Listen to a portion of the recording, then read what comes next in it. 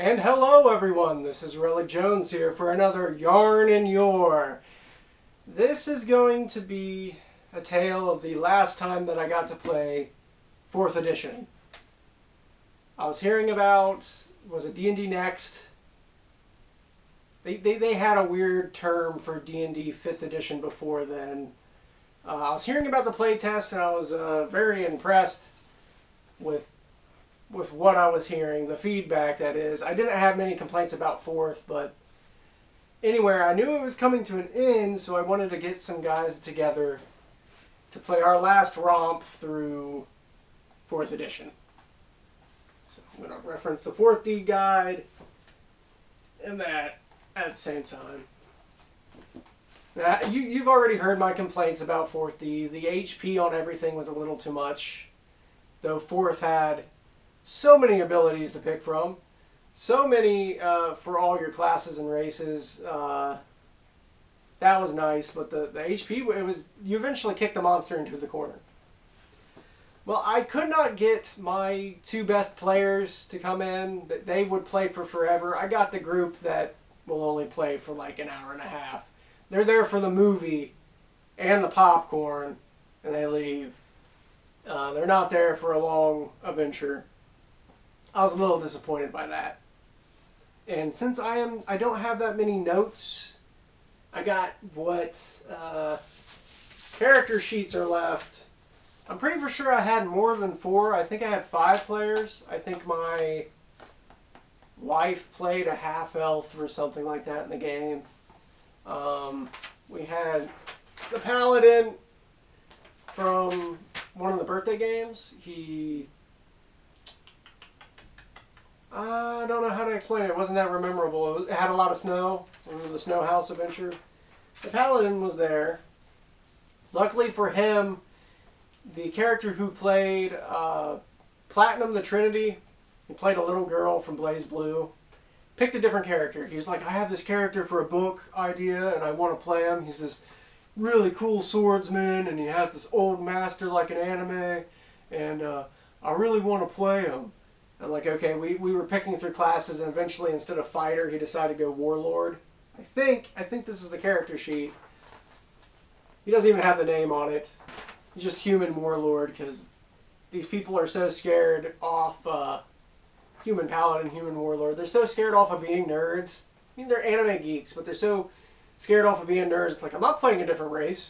I'm human all the way. It's like there's reasons to play human. There's actually probably more reasons to play half-elf, but reasons to play human, and they're prejudiced against D&D. I don't know. I believe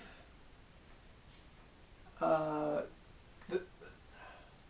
the fighter had a friend that came over, and he played a ranger. I believe he played before with us, but yet again, I'm going off of basic information, and his name was Trent.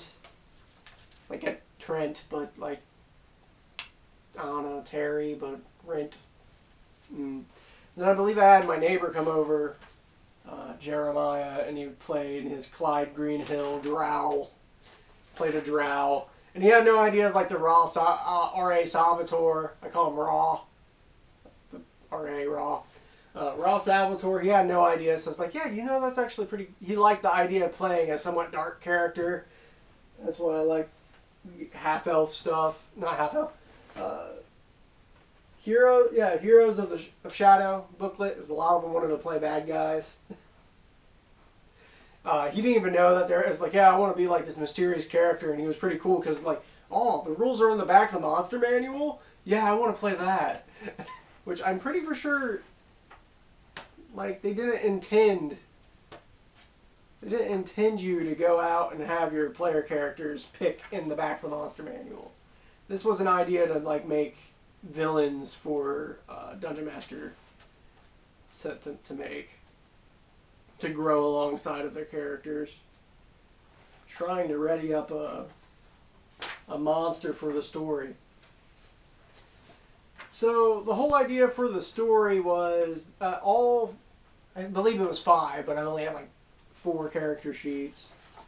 What do you know? all of them were meeting up in a rather large industrious city. I was telling them, think of maybe early 18th century Europe, where they lit their street lights by gas, and there might be like automobiles, like early automobiles and stuff, stone streets, and somewhat quaint. But it was a larger city, so maybe I'm using my words in the wrong use because I don't think quaint fits in there. So they meet up there, and they're all going to go to a tavern. And taverns are the stereotypical place where you meet up and you get your quests. And the tavern is run by this shrewd halfling guy that's charging them exorbitant prices to stay there. It's like, well, if you want to pay, you can go to the Help Wanted board and deal with one of their quests. You know, shoehorning people to go where they need to go.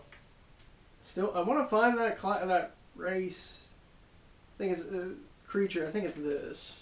We'll get to it later. I just want to make sure it's pre-prepped. I don't think it's you.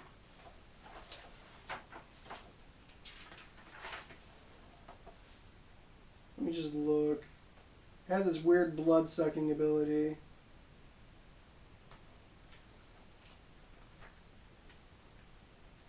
Yeah, I don't have all day to look into it. Because I knew it was in the 4th Monster Manual. But I thought it started with Q. Not many things start with Q. And kegs. So, okay, they're meeting in their place, and they're talking, and they're like, because they got to become friends, you can't just not have the party join up together. And I guess that should be an unspoken rule, but sometimes it gets awkward. Really awkward. Maybe this was a monster exclusive to the Monster Gate booklet, which I don't have on me. That's disappointing. Okay. So they're partying up, and it's getting late, and they hear ruckus in the streets, like glass break and smash, and they leave the tavern to go see what it is, and they see there's a corner of the street, a dark alleyway, where some of the street lamps get busted out. And they go there, they examine. The ranger's doing is, I'm tracking people. It's like, yeah, there's something in the alleyway, and they're expecting like drug deal, right? It's like someone smashed out the light and they're doing a drug deal in the dark. And actually they're seeing goblins stealing supplies. Like they're stealing stuff that the businesses in the alleyway leave out, that they're pretty much using it as their stock room. And I got a text.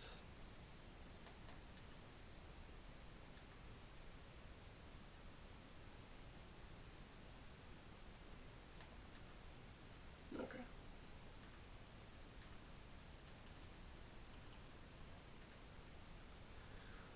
Edit that out, future self.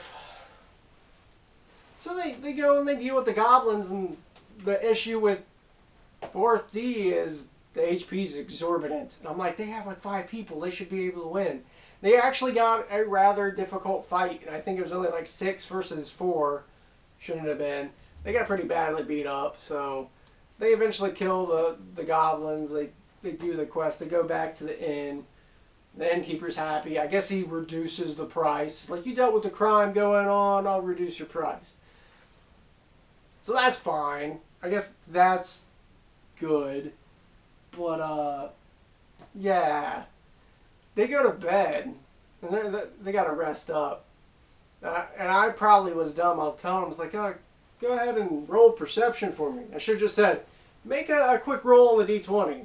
And people are looking at me funny like, we're sleeping. It's like, yeah, just roll. I should have rolled it, to be honest, to keep it on the table. But it was negative effects to them, and I want them to do the rolls that are going to negatively affect them. I'm like, okay.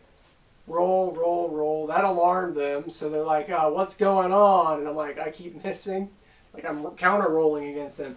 It's like, yeah, well, there's a bar waitress at the tavern or whatever. That was a drow that works with the halfling, and she's trying to sneak in and steal money. I think she got one person. She got the first one, moved on to another room, and it was the very perceptive ranger in the party. I think she stole from the paladin. think she stole from the paladin. So he gets stolen from, and not all his money, but like these people, it's shrewd, it's bad business. They're stealing stuff. They catch them, and it's like, well, we need to keep an end, so we're stuck there. But like now we know your guys are up to no good. ... They don't kill her, but I think they like shoved her against the wall and threatened her and threw her out, which is funny.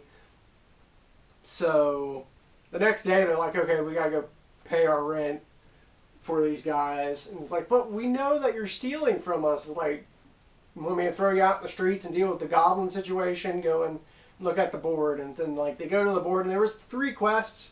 One was dealing with like an abandoned cave that they needed iron from that no one came back from. So I was like, we can deal with that. There's issues with the farm. I set up like, oh, resources are pretty scarce. Something stealing stuff from the farm. Chickens are going missing and crops are coming up. Okay, and then one was like in a ghost house. Like there was a haunted house that they had to go and explore. And they're like, well, let's go to the farm and go take care of the food shortage issue. So they head to the farm, and they explore the farm, because I let people explore the area before I make an encounter so they know what's going on most of the time. Set pieces, you go on the farm, you see the stalls, and there's a little field out with a scarecrow in the middle, and there's tree line off in the distance.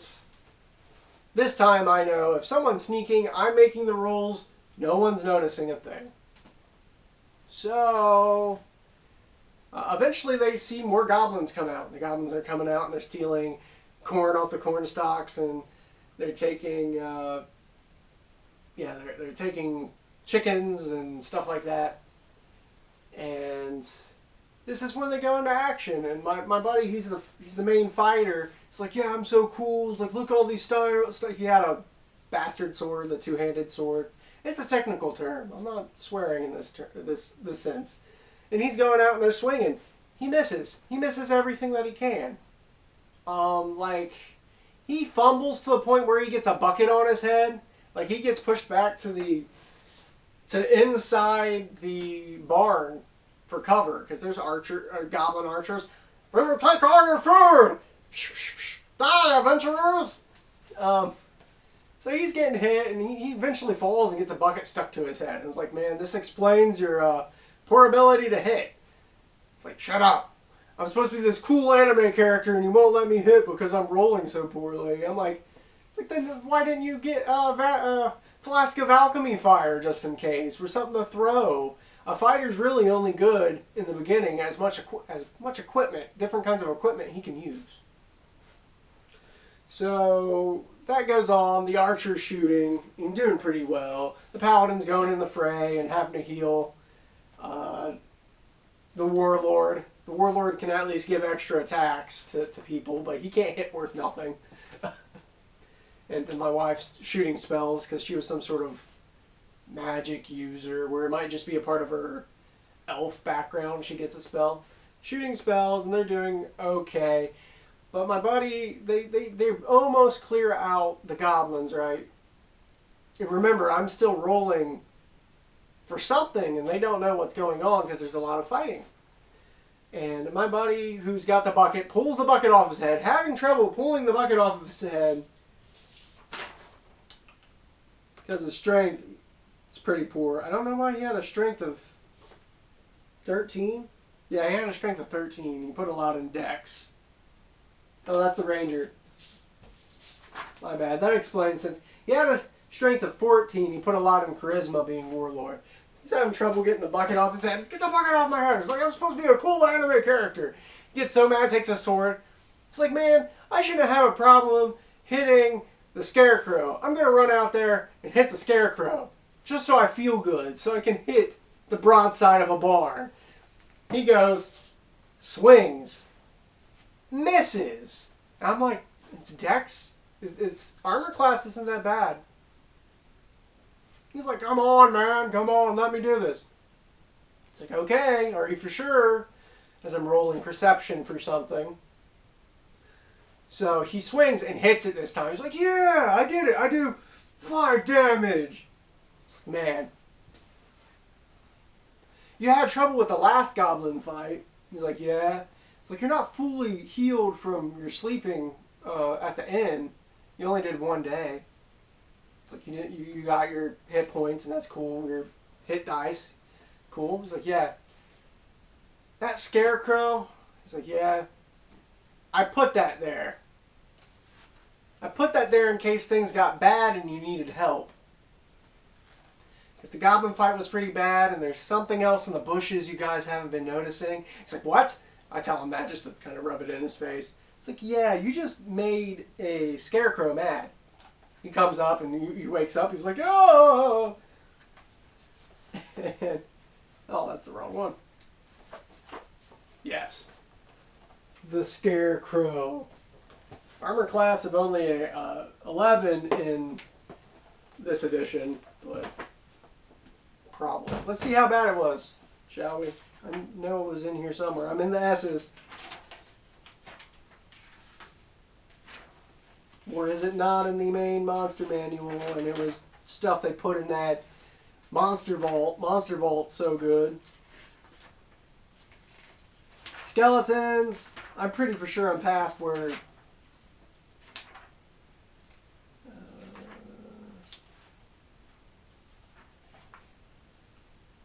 Sorrow's sword. Yeah, they don't have it. It probably had more HP, but the armor class probably wasn't that bad. So he hits a Scarecrow, which now I actually got a Scarecrow minifig. That's pretty good. I didn't have it at the time.